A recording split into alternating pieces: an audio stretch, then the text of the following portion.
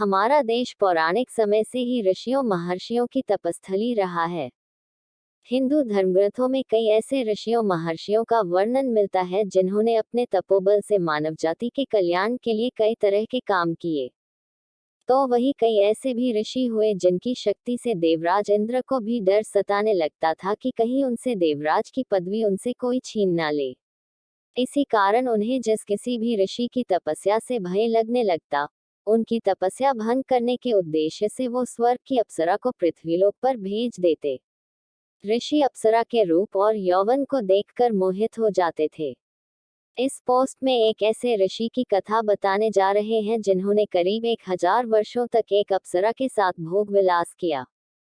तो आइए जानते हैं ऋषि कंडू के 907 साल संभोग करने का रहस्य। ऋषि की तपस्या और इंद्र। कथा के अनुसार पौराणिक काल में महान ऋषि कंडू हुआ करते थे, जिनका आश्रम गोमती नदी के तट पर था। एक बार की बात है, ऋषि कंडू ने घोर तपस्या करना शुरू किया। वो तपस्या में इतने लीन हो गए कि उन्हें किसी भी चीज का आभास ही नहीं होता था। इस तरह ऋषि को तपस्या में लीन देखकर देवराज इंद्र हमेशा की तरह घबरा गए। उन्हें ये डर सताने लगा कि कहीं ऋषि कंडू उनका स्वर्ग का सिंहासन छीन ना ले। इसी डर के परिणाम स्वरूप इंद्रदेव ने ऋषि कुंडू की तपस्या भंग करने के लिए प्रमलोचा नामक की अप्सरा को पृथ्वीलोक पर भेजने का निश्चय किया। एक संध्या नृत्य के बाद इंद्र ने प्रमलोचा को अपने पास बुलाया। फिर उसे अपनी सारी योजना बताई। बिना कोई प्रश्न किए प्रमलोचा इंद्र की योजना के मुताबिक पृथ्वीलोक के लिए प्रस्थान कर गई। प्रमलोचा का आगमन। पृथ्वीलोक पर प्रमलोचा सीधे वहां पहुंची जहां ऋषि कंडू तपस्या में लीन थे। फिर प्रमलोचा ने अपनी शरारतों से ऋषि कंडू ध्यान तोड़ दिया। उसके बाद जैसे ही ऋषि की नजर प्रमलोचा पर पड़ी तो वे उसके रूप और सौंदर्य को देखकर उस पर मोहित हो गए और उसे अपने साथ लेकर मंद्रांचल पर्वत की गुफाओं में चले गए। उसके बाद ऋषि कंडू प्रमलोचा के सौंदर्य में इतना खो गए कि वो 100 से अधिक वर्षों तक उसके साथ भोग विलास करते रहे। 100 वर्ष बाद एक दिन अप्सरा प्रमलोचा ने ऋषि कंडू से कहा कि हे ऋषि, अब मैं स्वर्गलोक वापस जाना चाहती हूँ, इसलिए आप मुझे खुशी खुशी विदा कीजिए। अप्सरा के मुख से जाने की बात सुनकर ऋषि उदास हो गए और उन्होंने कहा, हे देवी, अभी थोड़े दिन और रुक जाती तो अच्छा होता। ऋषि को उदास देखकर अप्सरा पृथ्वीलोक पर और रुकने को मान गई। फिर ऋषि कंडू ने अगले 100 वर्षों तक उसी गुफा में अप्सरा के साथ भोग विलास किया। फिर 100 वर्षों बाद एक दिन प्रमलोचा ने ऋषि कंडू से कहा, हे मुनि, मुझे पृथ्वीलोक पर आए बहुत समय हो गया, अब तो आप मुझे स्वर्गलोक जाने की आज्ञा दें। ऋषि कंडू उसकी बात सुनकर फिर व्यथित हो गए। बोले, हे देवी, अभी कुछ समय और रोक जाओ, फिर चले जाना।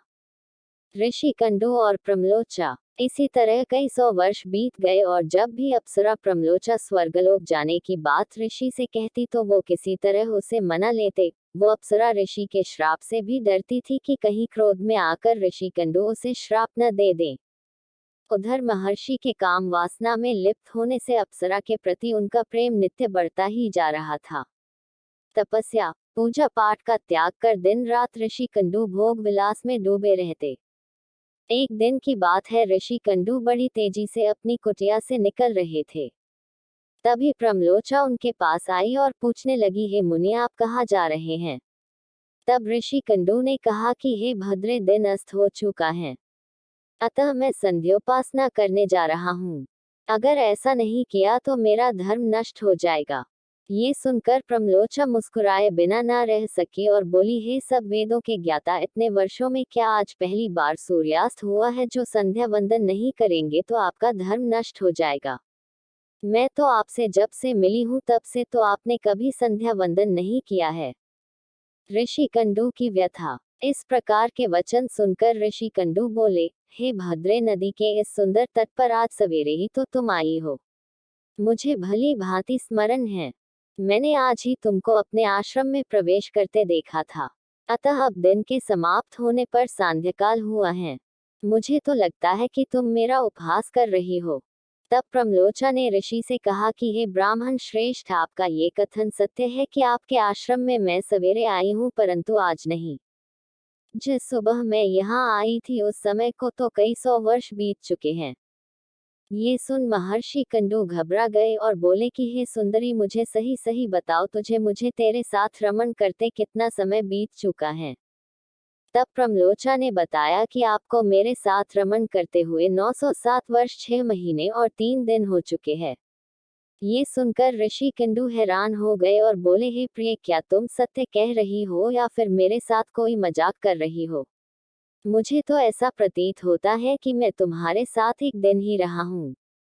तब प्रमलोचा बोली कि हे ब्राह्मण, मैं आपसे झूठ कैसे बोले सकती हूँ, वो भी उस समय जब आप अपने धर्म मार्ग का अनुसरण करने के लिए तत्पर होकर मुझसे पूछ रहे हो। प्रमलोचा का अपराध बोध। मैं यहाँ किसी के कहने से आई थी। ऋषि, आप क्रोधित ना हो, मैं आपको सारी घटना का सत्य बताती हूँ। परंतु हे ऋषि, मेरा इसमें कोई दोष नहीं है, इसलिए मुझे क्षमा कर दीजिएगा। तब ऋषि कंडू ने कहा कि जल्दी बताओ, तुम्हें यहाँ किसने भेजा था? तब प्रमलोचा ने कहा कि आपकी तपस्या से देवराज इंद्र को डर लगने लगा था और उन्होंने ही आपकी तपस्या भंग करने के लिए मुझे यहाँ भेजा था। प्रमलोचा के मुख से ऐसे वाक्य सुनकर ऋषि कंडू व्याकुल हो गए और बोले कि धिक्कार है मुझ पर, मेरा धर्म नष्ट हो गया। एक स्त्री ने मेरी बुद्धि को भ्रष्ट कर दिया। इस स्त्री के संग से मेरा समस्त जीवन का तप नष्ट हो गया। इसलिए हे पापिन स्त्री, अब तू जहाँ चाहे जा सकती है, क्योंकि तुझे इंद्र ने जिस कार्य के लिए भेजा था वह कार्य संपन्न हो गया। तूने मेरा तप नष्ट कर दिया है। महर्षि को इस तरह क्रोधित देख प्रमलोचा भय से कांपने लगी, जिस वजह से उसका पूरा शरीर पसीने से भीग गया था। उस समय ऋषि ने जो गर्भ प्रमलोचा में स्थापित किया था वह भी अप्सरा के रोम छिद्रों से निकलकर पसीने के रूप में उसके शरीर से बाहर आ गया। प्रमलोचा के पसीने से वायु ने उस गर्भ को इकट्ठा किया और वृक्षों ने उसे ग्रहण किया। सूर्य की किरणों से पोषित होकर वह धीरे धीरे बढ़ने लगा। फिर समय पूरा होने पर उस वृक्षाग्रि से मिरिषा नामक कन्या उत्पन्न हुई, जो ऋषि कंडू, सूर्यदेव तथा वायु की पुत्री कहलाए।